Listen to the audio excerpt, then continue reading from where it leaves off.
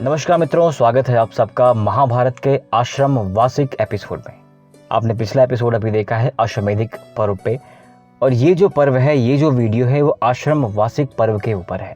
आश्रम वार्षिक आपको समझ आ रहा होगा कि आश्रम में जाने वाला या वनवास जैसा कुछ है, राइट। तो यहाँ पे धृतराष्ट्र अपना राज्य छोड़ के चले जाते हैं, बट इसमें बहुत सारे कॉन्सिक्वेंसेज हैं। इसमें मृत योद्धा वापस आते हैं, कर्ण आके पांडवों से मिलता है, कौरव आके अपने पिता से मिलते हैं, बातचीत करते हैं। ये सारा का सारा प्रकरण यहाँ पर होने वाला है। तो प्रकरण ऐसा है मित्रों कि जब अश्वमेध यज्ञ समाप्त हो जाता है, संपन्न हो जाता है, पांडव जो है बेसिकली महाराज युधिष्ठिर जाके अपने बड़े पिताजी से, ज्येष्ठ पिता से बहुत सारे ज्ञान लेते हैं, राजनीति शास्त्र का अध्ययन करते हैं और आराम से जीवन यापन कर रहे होते हैं। लेकिन एक बात यहाँ पर आप ध्यान दीजिएगा मित्रों कि धृतराष्ट्र के लिए कभी भी ये जीवन सामान्य नहीं था। 15 वर्ष के जीवन में उन्हें कभी आराम नहीं मिला। उनके अंदर एक क्लेश था। आपको पता है कि भीम की प्रतिमा उन्होंने तोड़ी थी जब युद्ध से वापस आए थे ये लोग, क्रोध में, रोष में। तो आप समझ सकते हैं कि इनके मन में क्या था। मित्रों, कितना भी समय क्यों ना लग जाए, आप सबको पता है कि टाइम हील्स एवरीथिंग। समय के साथ सारे घाव भर जाते हैं, लेकिन कुछ घाव ना अंदर कहीं ना कहीं तो रह ही जाते हैं। और वो घाव यही है, पांडवों का अलग घाव है, इनका अलग घाव है, भीम का अलग घाव है। तो भीम कभी कभी, आपको पता है कि भीम पहलवान बुद्धि थोड़े से थे, वो कभी कभी उनके मुंह से निकल जाता है कि मैंने अपने बाहुओं से क्या नहीं किया, मैंने दुर्योधन को मार दिया, मैंने इनको मासा पुत्र को मारा, ऐसी वैसी बातें कर देते हैं और दीवालों को भी कान होते हैं। तो ये सारी बातें जब उनको पता चलता है तो वो दुख में ही रहते हैं दोनों दंपति। मृत्यु तो आनी ही है, और आप सबको पता है कि सनातन में एक आश्रम आता है वानप्रस्थ आश्रम। ब्रह्मचर्य, विवाह वगैरह गृहस्थ के बाद जो आता है वो आता है वानप्रस्थ। तो वानप्रस्थ आश्रम जाने का समय आ गया था इनका, तो ये कहते हैं कि अब मैं जाना चाहता हूँ। पांडव दुखित तो बहुत होते हैं, लेकिन धर्म है, लोग करते हैं कि ठीक है आप जाइए। अब ये युधिष्ठिर से धन मांगते हैं कि मुझे यज्ञ करना है अपने पुत्रों के लिए। तो यज्ञ करते हैं, धन इकट्ठा करके यज्ञ करने के बाद ही वापस अपनी यात्रा आरंभ करने की चेष्टा करते हैं। यात्रा आरंभ करने से पहले ये चाहते हैं कि मैंने अगर पाप किए हैं या पुण्य किए हैं, जो भी किए हैं इस प्रजा के लिए, इस राज्य पे मैंने राज्य किया है, तो इसकी जनता से एक बार क्षमा मांग के ही आगे जाऊंगा। तो प्रजा वहाँ पे आती है, लोग इकट्ठे होते हैं। इकट्ठे होने के बाद वहाँ बातचीत चलती है। ये संबोधन करते हैं कि हम कई सारे पुश्तों से आपके ऊपर राज्य करते आए हैं, हम भरतवंशी हैं, कुरुवंशी हैं, और महाराज भरत से लेकर अगर मैं अपनी बात करूं तो हम सब ने कितना कुछ आपके लिए किया हुआ है। मैंने भी कुछ गलत कुछ सही आपके लिए किया हुआ है। मेरा पुत्र कितना गलत था, लेकिन उसने भी आपके राज्य किया हुआ है, तो भी उसने ये पूरी कोशिश करी है कि आपको, आम जन को ये दिक्कत ना होने पाए। लेकिन फिर भी जो कुछ गलतियां मेरे पूर्वजों से या मेरे पुत्र से हुई हैं, मैं आप सबसे क्षमा मांगता हूँ। वहाँ विलाप कर रहे होते हैं, कई सारी बातें सोच के, अन्यायों को सोच के। अब वहाँ पर लोग प्रजाजन को ढाढ़स बंधाते हैं कि ठीक है, कोई बात नहीं, इट हैपेंस, टाइम है, होता है। तो अब वन गमन शुरू होता है। धृतराष्ट्र, गांधारी तो तैयार होते ही हैं, विदुर भी साथ चल रहे होते हैं, और विदुर के साथ कुंती भी चल रही होती हैं कि ये जो पीढ़ी है मेरी नहीं है। मेरी जो पीढ़ी थी, मेरे जो ज्येष्ठ हैं, मेरी जो बहन है, वो सब वहाँ पर जा रहे हैं, तो मैं भी जाऊँगी। तो कुंती भी उनके साथ चल देती है और संजय भी साथ चल देता है। यानी कि आप देखें कि एक युग यहाँ पर समाप्त हो रहा है कुरुवंश में। अब जब कुंती जा रही होती है तो पांडव कहते हैं कि आप हमारी माता हैं, कम से कम आप तो मत जाइए। इन लोगों के बहुत चेष्टा करने के बाद भी, बहुत रोकने के बाद भी, विलाप करने के बाद, क्रंदन करने के बाद भी कुंती नहीं मानती है। अपना धर्म बताती है कि मेरा धर्म अपने ज्येष्ठ के साथ जाना है, अपनी बहन के साथ जाना है, तो मैं वहाँ जा रही हूँ। एक बड़ी पुरानी कहावत है ना, जब तक पुराना खत्म नहीं होगा नया कहाँ से आएगा। तो आप देख रहे हैं कि यहाँ सभी पुराने लोग चले जाते हैं छोड़ के कि जाओ देखो, ये तुम्हारा काम है। अब ये लोग चले जाते हैं आश्रम में, आश्रम से जाते हैं कुरुक्षेत्र, वहाँ पर कुटी बना के रहना शुरू कर देते हैं। नारद जी आते हैं, नारद जी इनको समझाते हैं कि कई सारे राजाओं ने जब संन्यास ग्रहण किया उनका जीवन कितना बदल जाता है। आप सबको विश्वामित्र जी के बारे में पता है, वो राजर्षि थे। राजा के बाद जब ऋषि होते हैं तो इतना प्रताप उनका हो जाता है जितना वो राज्य के समय पर नहीं था। तो ये सारी बातें, ये सारे कथानक समझा करके, उनको मोटिवेट करके कि आपको करना क्या है, लक्ष्य बता के, उद्देश्य बता के, जाप बता के, वहाँ से वो चले जाते हैं। अब ये लोग जप तप साधना में लीन हैं। अब ये लोग चले तो जाते हैं तप में, लेकिन यहाँ पर जो पांडव हैं और भी लोग हैं, ये दुखी होते हैं कि यार हमारे लोग होंगे कैसे, कहाँ ये राज्य, कहाँ वो वन, कितने कष्ट झेल रहे होंगे, हमारी माता, हमारी अपनी माता भी चली गई है। तो यहाँ इनका मन नहीं लग रहा होता है, ये सोचते हैं किसी भी तरह से वहाँ पर चला जाए। तो अब पांडव लोग जाकर के वहाँ उनसे मिलने जाते हैं। तो ये लोग वहाँ जाते हैं, वहाँ रहते भी हैं, और वहाँ पे अनेक ऋषि आए जाते हैं। अब आप देखें कि वो एक धाम सा बन चुका है। यहाँ पर राज्य की बातें नहीं हो रही है, काम क्रोध मद लोभ की बातें नहीं हो रही है, एक ही बात हो रही है, जब तब त्याग, एक ही लक्ष्य, मुक्ति और शांति। तो वहाँ बड़े बड़े लोग बातें कर रहे होते हैं, बड़े बड़े सन्यासी आते हैं, देवता आते हैं, गण आते हैं, अनेक अनेक भांति की कथाएं होती हैं, चर्चाएं होती हैं। अब जब पांडव लोग वहाँ पहुँच जाते हैं, ये सभी लोग वहाँ पहुँच जाते हैं, तो वहाँ परिचय कराया जाता है कि ये हैं, वो हैं। अब इन सब का यहाँ से वापस आने का मन नहीं करता, ये लोग हस्तिनापुर नहीं आना चाह रहे होते हैं। एक छोटी सी बात भी तो है, यहाँ पर रह क्या गया है करने को? बंधु बांधव नहीं रहे, पुत्र पौत्र भी नहीं रहे, एक बच्चा है जो गर्भ कुछ दिन पहले उत्पन्न हुआ है, तो बहुत राज्य भोगने के लिए तो यहाँ बचा नहीं है। और इतना कुछ अगर आप एक बार लाइफ में देख लो ना, तो छोटी मोटी चीज़ें आपको हिप्नोटाइज नहीं कर सकती, परेशान नहीं कर सकती। अगर कभी जीवन में कभी आप बहुत अप्स एंड डाउन्स में चले जाओ ना, तो छोटी मोटी बात लगता है क्या हो गया यार, ठीक है सो राइट। अब यही दशा पांडवों की है कि ना बहुत शोक है ना बहुत खुशी है, सब सामान्य चल रहा है। ये यहाँ रहें या वहाँ रहें, बात एक सी लग रही है। राज्य में रहें जंगल में रहें, बात एक सी लग रही है। 56 भोग खाएं या खाना ही ना खाएं, बात एक सी लग रही है। तो ये अवस्था आती है बहुत कुछ देखने के बाद, बहुत कुछ झेलने के बाद, उस अवस्था में ये लोग पहुँच गए हैं। अब यहाँ बातचीत हो रही होती है, लेकिन अचानक से विद्युत जी वहाँ से चले जाते हैं। विद्युत जी जो हैं वो तप में लीन हो जाते हैं और बार बार बुलाने पे भी इनके पास कम ही आते हैं। तो ज्येष्ठ गुरु जो है धृतराष्ट्र ने बताया युधिष्ठिर को कि वो जब तप में लीन है, वो भोजन त्याग कर चुके हैं, वो सिर्फ वायु से अपना काम चला रहे हैं।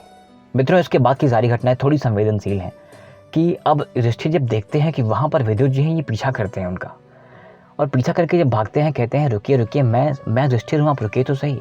लेकिन विद्युत जी में इतनी चेतना नहीं रह गई थी शरीर में, इतना दुर्बल कंगाल हो गया था उनका कि उनको पहचान भी पाए। योग क्षमता से पहचानते हैं कि यहाँ युधिष्ठिर आ गया है, तो वो रुक जाते हैं, लेकिन खड़े होने की क्षमता ना होने के कारण वो जाके एक पेड़ से टेक लगा के खड़े होते हैं। अब यहाँ पर जो दृश्य है ना, थोड़ा सा डरावना ये है कि ये अपना प्राण छोड़ना चाह रहे होते हैं। सामने आते हैं युधिष्ठिर, उनको देख के ये अपनी आंखों से आंखें मिलाते हैं और काफ़ी देर तक ऐसे खड़े रहते हैं। अपना पूरा तेज, अपनी पूरी वायु, अपने पूरा ऊर्जा वो जा करके युधिष्ठिर में डाल देते हैं और अपना शरीर जो है यहीं छोड़ देते हैं। महाराज को लग गया कि यार कुछ तो मेरे अंदर अलग सा आ गया है, लेकिन उन्हें ये समझ ही नहीं आया कि ये हुआ क्या है, हमारे काकाश्री कहाँ चले गए। अपने अंदर असीम ज्ञान देख के समझ जाते हैं काकाश्री हमारे अंदर आ चुके हैं, लेकिन अब करूँ क्या मैं इनके शरीर का? तो वहाँ पर दाह संस्कार करने का प्रबंध कर रहे होते हैं कि आकाशवाणी होती है कि एक ऋषि की भांति मरे हैं, इनका दाह संस्कार नहीं किया जाता। अभी वहाँ से चले आते हैं, वापस आके सारी बात बताते हैं कि ऐसा ऐसा हुआ है मेरे साथ, और सभी लोग दुखी हो जाते हैं। तब वहाँ पे ऋषि लोग कहते हैं कि शोक करने का कोई कारण नहीं है, उनकी दशा आप देख रहे हो किस तरह से वो जा रहे हैं, इस दशा पर शोक नहीं करना चाहिए, उत्साह प्रकट करो। तो ये जो प्रकरण अभी चल रहा है, जब तब त्याग, बीच में राजनीति भी आती है, बीच में थोड़ा काम क्रोध मद लोभ भी आता है। इतने में व्यास जी आया करते हैं, क्योंकि व्यास जी के ही पुत्र पौत्र थे ये सभी के सभी कुरुवंश। आपको पता है कि इनके ही पुत्र हैं धृतराष्ट्र, व्यास जी के ही हैं। व्यास जी आके पूछते हैं कि पुत्र क्या चल रहा है, कैसा चल रहा है, सब ठीक, ये करो वो करो। फिर कहते हैं कि तुम्हें क्या वर चाहिए, तुम अभी क्या इच्छा रखते हो, मुझे बताओ। गांधारी बताती है कि हे पिताश्री, इनको बहुत दुख है अपने पुत्रों के यहाँ से जाने का, ये दुख इनके मन से निकल ही नहीं रहा है, और जब तक वो दुख नहीं निकलेगा ये किसी और अवस्था में, किसी और दशा में जा भी नहीं पाएंगे। तो एक निवेदन है आपसे, कुछ ऐसा करें कि इनके अंदर का वो शोक चला जाए। अब मनुष्य के अंदर का शोक क्या होता है, पिताजी चले गए तो कैसे चले होंगे, बेटा गया तो कैसे गया होगा। एक बड़ा पुराना गाना है ना, एक आह भरी होगी हमने न सुनी होगी, कहाँ तुम चले गए, जगदीप सिंह जी का है। तो यही मेन दुख होता है कि यार पता नहीं कैसे होंगे, क्या होगा, हमने ये नहीं किया, हमने वो नहीं किया। तो ये सारी चीज़ें तब खत्म होंगी जब आप आमने सामने बैठोगे। और ये क्षमता व्यास जी के अंदर थी कि जो लोग यहाँ से गए थे उनको वापस बुलाना। अब वो कहते हैं कि ठीक है रुको, तुम अपने पुत्रों का दर्शन कर लो, उनको देख लो किस अवस्था में है, फिर तुम शोक करना, वो शोक करने योग्य हैं भी या नहीं। तो आपको पता है मित्रों कि पांडव लोग भी यहाँ से सपरिवार जाके वहाँ रह चुके हैं, क्योंकि इनका आने का मन नहीं कर रहा है। और कौरव के जो बचे शेष हैं वो तो हैं ही। अब यहाँ पर प्रकरण आने वाला है कि जो लोग मर चुके हैं इस युद्ध में वो वापस आने वाले हैं। कर्ण भी आएगा, अभिमन्यु भी आएगा, द्रौपदी के पुत्र आएंगे, दुर्योधन भी आएगा, दुशासन भी आएगा, बाकी सभी लोग आएंगे, पितामह भी आएंगे। इससे पहले कि व्यास जी वहाँ बुलाएं, कुंती अपनी सारी बातें बताती हैं कि मैंने अपने पुत्र, ज्येष्ठ पुत्र की कैसी अवहेलना करी है, ये कष्ट मेरे मन में भी है कि मेरा पुत्र कैसे कैसे रहा है। अब वो सारी बातें बताती हैं कि दुर्वासा ऋषि आते हैं, उनकी सेवा करती हूँ, आशीर्वाद देते हैं, ऐसा होगा। सूर्यदेव को बुलाती हूँ, सूर्यदेव एक तेज बन करके मेरे अंदर समा गए। उसके बाद मैंने गुप्त तरीके से उस पुत्र को जन्म दिया, और मैं उस टाइम तक भवन से निकलती नहीं थी जिससे किसी को पता ना चले। और महर्षि के आशीर्वाद से मुझे कन्या रूप फिर से प्राप्त हो गया, क्योंकि उनका आशीर्वाद था कि मेरा पायसनेस बना रहेगा। अब व्यास जी कहते हैं कोई बात नहीं, ये विधि का विधान था, ऐसा होना था, कर्ण को इसी तरह से आना था और कर्ण को ऐसे ही करना था और इन सब को ऐसे ही जाना था, इसलिए ये सारा का सारा दृष्टांत हुआ है, सारा का सारा प्रकरण हुआ है। यही तो विधि है जो सामान्य मनुष्य को समझ नहीं आती। जो होना था वो हुआ, शोक करने का कोई कारण नहीं है। ठीक है, अब क्या करते हैं, वो कहते हैं कि आओ सब लोग गंगा में आओ, खड़े हो जाओ, मैं यहीं पर सबको बुला रहा हूँ। तो ये लोग भी गंगा में जाते हैं और वो लोग भी गंगा से ही प्रकट होते हैं। वहाँ कर्ण भी आते हैं, सभी पांडवों के पुत्र आते हैं और सभी कौरव भी आते हैं, पितामह भी आते हैं। अब कौरवों की 100 वधुएं जो विधवा हो चुकी हैं, शतपुत्रों की वधुएं, सब अपने अपने पतियों को देखती हैं, उनसे मिलती हैं, उनसे बातचीत करती हैं, लेकिन उनका रंग रूप आकार जो यहाँ विक्षिप्त हो गया था, कर्ण का शरीर खा लिया गया था, वो शरीर देख के, वो दिव्य कवच कुंडल से युक्त पुरुष देख करके सब दंग रह जाते हैं। अरे, तो यहाँ पर शोक जाता है कि जहाँ हम हैं, हमसे बहुत ज़्यादा अच्छे हालत में वो लोग हैं, वो ऐसी जगह पे हैं जहाँ दुख व्याप्त ही नहीं है। तो वो लोग दिन भर रहते हैं, अच्छी खासी बातें होती हैं, सब पांडव बार बार जाके कर्ण से मिलते हैं, सब पांडव जाके अपने पुत्रों से मिलते हैं, बहुत सारी बातें करते हैं। मित्रों, मैं आपको बता दूं कि जो सीरियल्स में आपने देखा है कि कर्ण यहाँ अर्जुन से पूछता है कि क्यों तुमने मुझे मारा, या ऐसा कोई सीन आपने देखा होगा, तो ऐसा कोई दृष्टांत मुझे ना तो बोरी जी में मिला है, ना व्यास जी महाभारत में मिला है। ये क्या बातें हुई हैं, कुशल क्षेम की बातें हुई हैं, सब प्रसन्न रहते हैं, विषाद को भूल जाते हैं, ये सारी बातें हुई हैं। यहाँ पर किसी ने भी, किसी एक योद्धा ने अपने पास्ट की बात नहीं करी। दुर्योधन ने भी नहीं कहा कि तुमने मुझे कैसे मारा था भीम, ऐसी कोई बात यहाँ पर कोई चर्चा नहीं होती है। सब लोग प्रसन्न हैं यहाँ पर। जब महाराज धृतराष्ट्र भी देख लेते हैं कि ऐसी अवस्था में मेरे पुत्र हैं, तो इनका विषाद भी गायब हो जाता है। ये लोग दिन भर रहते हैं, रात्रि को सब लोग वापस चले जाते हैं, सब अंतर्ध्यान हो जाते हैं।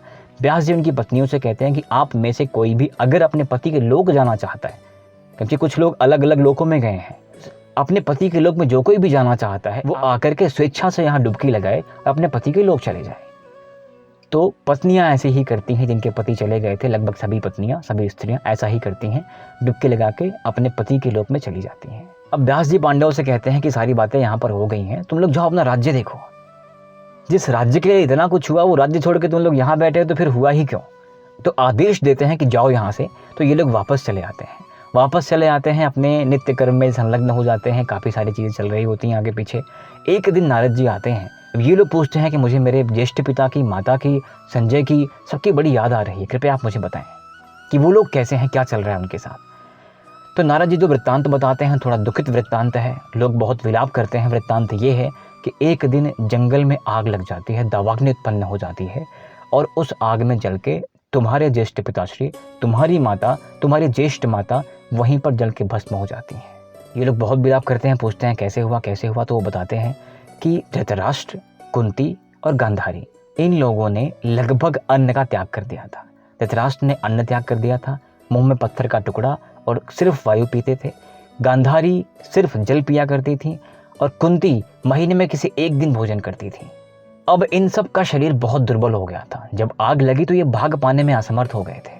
जब भाग पाने में असमर्थ हो गए तो इन्होंने कहा कि हमें यहीं पर जलना होगा। संजय ने कहा कि ये उचित नहीं है, जल कर मरना मतलब ये सदगति नहीं हो सकती।